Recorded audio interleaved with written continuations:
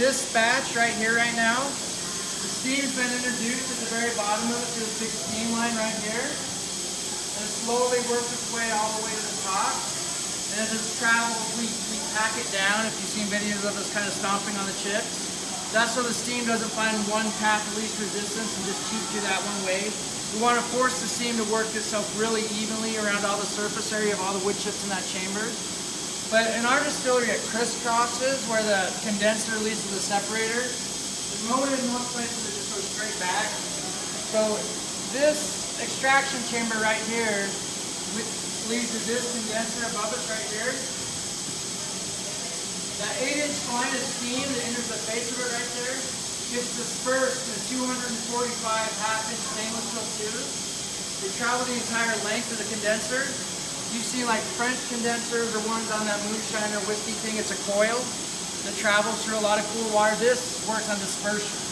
So there's a steam side, which is the inside of all those tubes, and then there's a water side. The water side is these blue lines, cooling water entering 2 points on the bottom, and a pump continually forcing more in, and then the red line that you see on the top is the outlet. And so the cooling water never touches, so it's called a non-contact cooling water, but the heat transfers into that water and chills the tubes to the point where everything in this becomes liquid. And then it's going to, since this is an angle, it's going to gravity feed down to our separator, down to this pipe run right here, and then enters this vessel. And then what you can see, if you look closely, you can actually see the oil slowly coming up.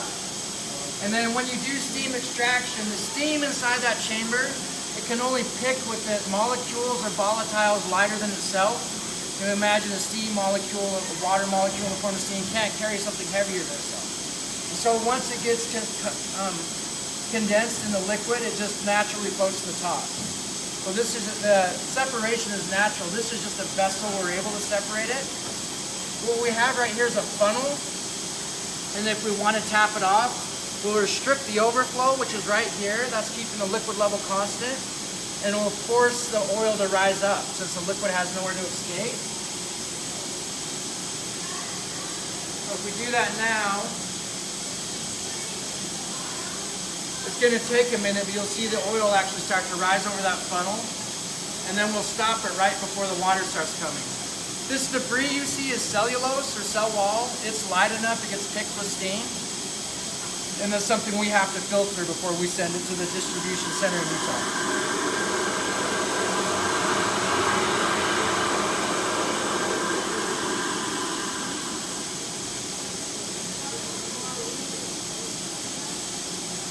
So it's kind of, I think it's cool to imagine we have 30-year-old trees that had a whole life cycle they've been through.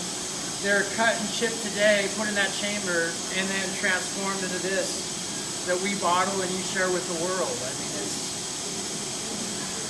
quite a transformation, almost alchemy, if you will. So now you can see it start to come over this funnel.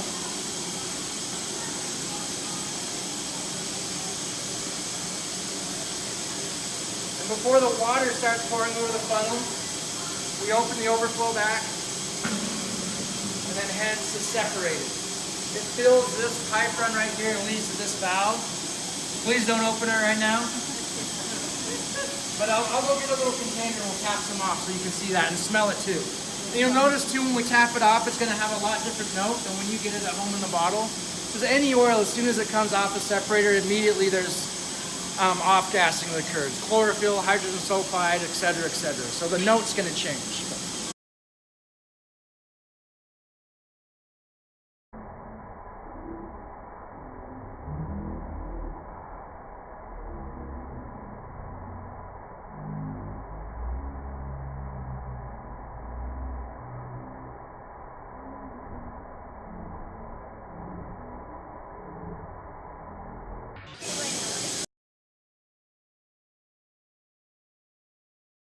So water's down here, oil pulled it over into this, and then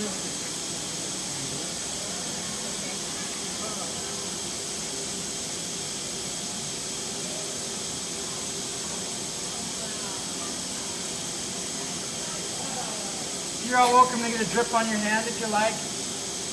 You're gonna have to take turns getting in here, but I mean, this morning, this was a living tree.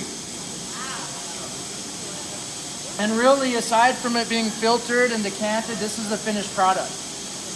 And then it has to be, of course, tested. But yeah, if you guys want to take turns getting in here and just kind of give it a little tap if you need to. So will you still use that oil? Oh yeah. Oh yeah. Just for demonstration purposes. I was hoping you had spare bottles you'd pour it in and we could take it home. If I give one to one person, though, I got to give one to everybody. Yeah. Monitor right here. We can adjust every single valve by percentile, so we'll make really micro adjustments to really dial things in. And then it shows us every single temperature and pressure throughout the entire system. Even the temperature and PSI in the boiler right now in the other room.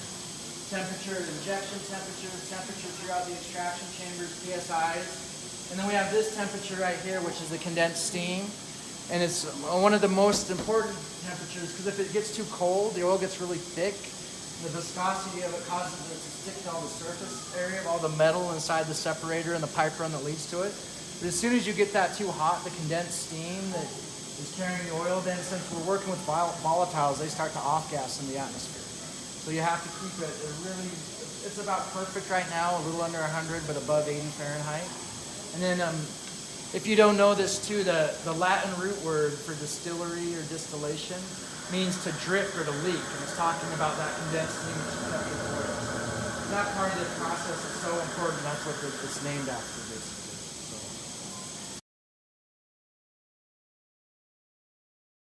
But I mean, what you just saw me tap off, really that is the final product, except for it gets filtered, the cellulose gets filtered, and we used to do it through non-bleach coffee filters.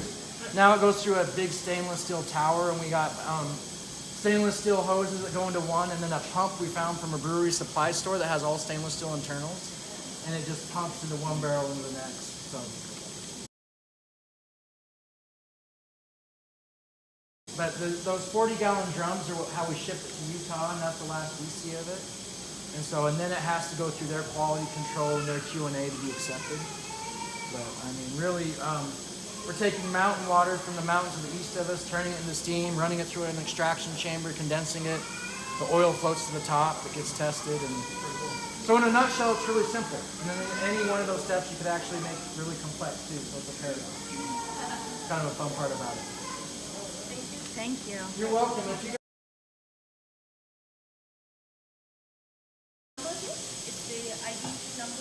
Yeah, it'll show the date, it'll show the chamber and which batch it was. And so then if something came up, we could get on our batch records there and see where it was harvested, if there's anything peculiar about it. But the trees are amazingly consistent, and so is our processes. So, I mean, we've never had anything not meet spec.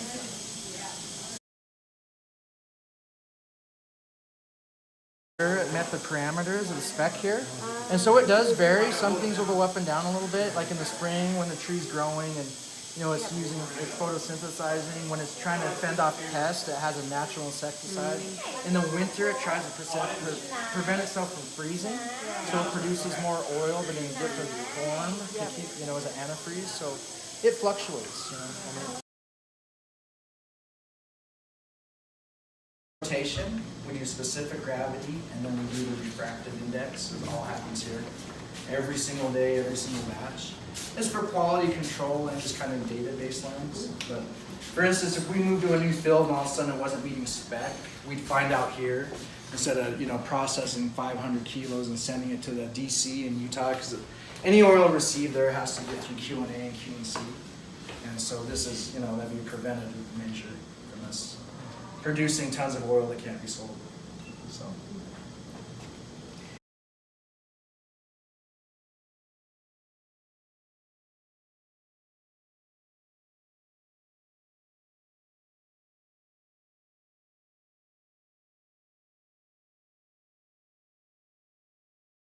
Yeah, so every year we try to replant 80,000 to 100,000 seedlings, and we do an event based around it too, where people come stay with us for a week, and that's a really hands-on experience because you don't have to operate equipment. It's done with a shovel and in a 6x6 grid. But we do a day in the distillery, a day at the harvest site, a raindrop training, and a rafting trip. That's awesome. So yeah, it's a great event. Awesome.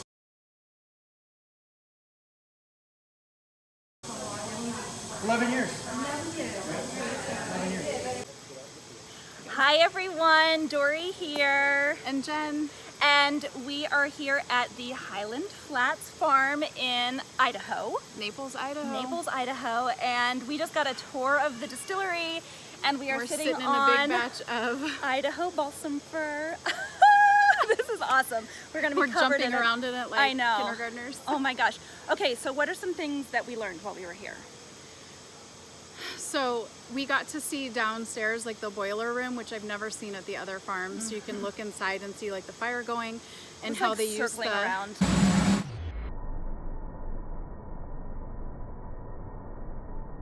steam and the to propel the steam, but then how the water goes up and through the pipes to like cool things down so nothing gets overheated, and how it doesn't like mix with the oils. And then we got to see the oils like bubbling up and smell like a big vat of awesome oil.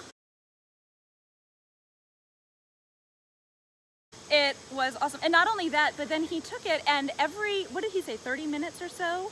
I think they said that they have to take whatever oil has been distilled and they have to get it out.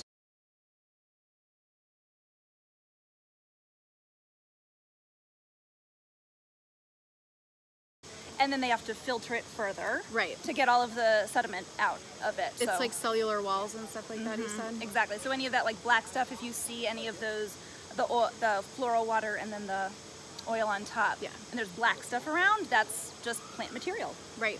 Yeah. And if you see how like flushed we are, it's because it's like 100 degrees here. But there's no humidity.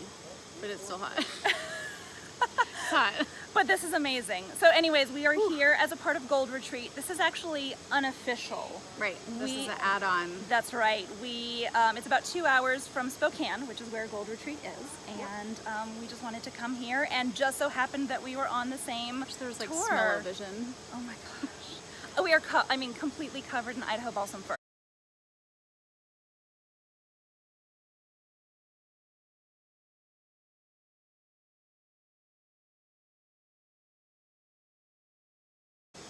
All right, we're gonna try this Part again. 2. Yeah, part 2. So I don't know how many trees they cut down every year, but every year they plant 80,000. Between 80 and 100,000, depending on how many are available. They said that they tried at one point to keep track, and it was just too much to sit there with a clicker and try and track that many. But Yeah, but the chips that we are laying on right now, these were actually live trees earlier today. And they just cut them down from about 15 minutes from here. That's Idaho Balsam Fir. tree. I know. I like it. Oh, wait, hold on. I'm gonna have. There we go. I'll have a little goatee. There we go.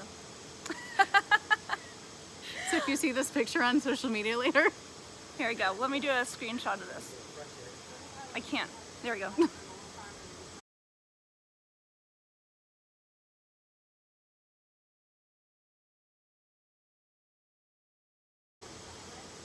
I think I got it. This smells as amazing. you can tell, we're having fun. Yeah, yeah. Show them All the right. view out there. Oh, like okay, here we go. Ready for this? Let's adjust. There we go. That is the view looking out.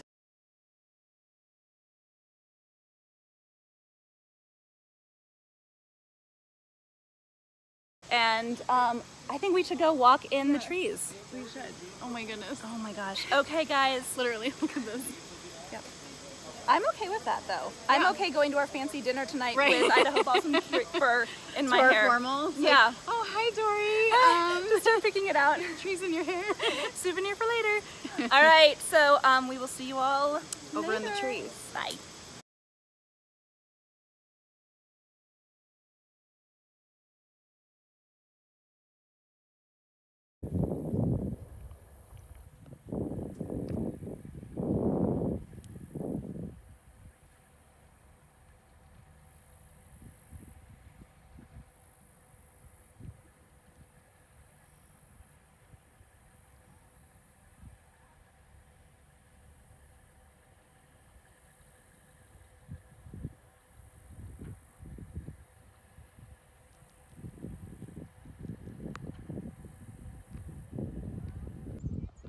Hey everyone, I'm Dory. And I'm Tim. And we are here at the Highland Flats Farm in Naples, Idaho. And this is a farm owned by Young Living. And this is where they distill Idaho Balsam Fir and blue spruce. And so we are actually standing in a grove. Would you call this a grove of trees of Yeah. Idaho Balsam Fir? And we just have been able to see the distillation process.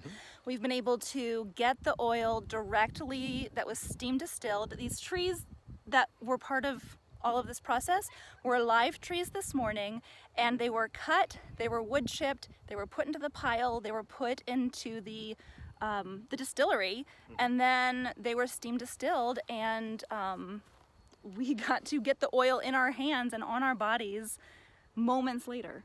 Yep. I mean, it was Right out of the tap. right out of the tap. Now, what would happen after that is that they would then go through a filter process just to make sure that any of the other plant material, the cell walls, Yep. the cellulose, would be removed prior to bottling. And then it's also tested multiple times prior to bottling as well, because we want to make sure that we have the best oils for members. So anyways, we just wanted to come to you live from the farm. Wow. Yeah, just really impressive. Yeah, I'm gonna have you just take a look around. So these are all rather young trees. The trees that we were in today were about 30 years old. That was That's how old they were. Yeah. those ones. However, what is it, 12 years? Yep. They were saying for any new trees that they plant, it takes about 12 years for them to grow big enough for them to harvest. So all of the trees they're planting now, and I think they said they plant between 80,000 and 100,000 trees. Yeah, every All of year. them, yep. In 12 years, those will be ready to harvest. Yeah. So what we found really interesting, and maybe you can explain this best, is that that's not necessarily how many trees we're cutting down every year. That is basically the prediction. Yep. Yeah, prediction of what we can expect we would need in 12 years. So And that's why so many of these things go out of stock, is because they have to predict based on what they think the demand will be so long out for how many for how much oil they'll need. yeah, now currently Idaho Balsam Fir is out of stock, but one of the things that they suggested is that look and see what Idaho Balsam Fir is in, because you can still get the benefits of that particular oil and have it just be in a blend instead. So I know Deep Relief is one of the ones that it is in, and so we want to make sure that stays in stock. So instead of having the singles available, we have the blends available, because they were explaining that it's better to have one single go out of stock as opposed to 30 blends. So always be looking for that if you want a particular oil. But anyways, coming to you live from Highland Flats. We'll just have you take a look around. All the buildings back behind us. So if you come to winter harvest, this is where you would be. We would love to be at winter harvest one day. One year we will be there. So anyways, Doyle's coming to you live from Idaho. Bye. Bye.